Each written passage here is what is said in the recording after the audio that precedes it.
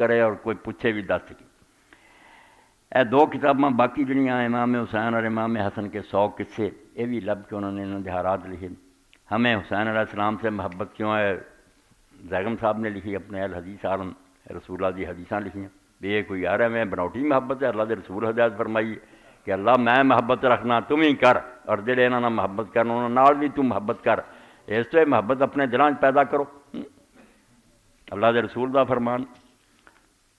اچھا اے اشعار بھی میرے بھائی نے لکھ کے بھیجے. یاد حسین اب جو منانے کو رہ گئی ایک رسم سی ہماری نبھانے کو رہ گئی.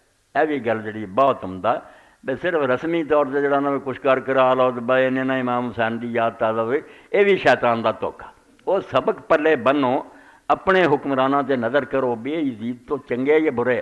میں رب نو گواہ کرنے کہنا کہ وہ چونکہ چادر سفید سی داغ اس پہ صاف نظر آ گیا زمانہ جی نیکاں دا صحابہ اور تابعین دا یزید جیسا بندہ لوگوں نے آکھیا اینا ایہو جہاں بندے دے ہوندے ورنہ اینا حکمرانوں تو 1000 درجہ بہتر سی. بلکہ اس دور میں شاید لوگ ولی مندے حج کراوندا سی نمازاں پڑھاوندا جہاد کراوندا انہوں برا کہندے جی اور وقت دے شرابی زانیاں دے جھنڈے چکدے جدوں الیکشن آوندا انہاں نوں ووٹ دیندے جی انہاں دے حامی بنتے جی.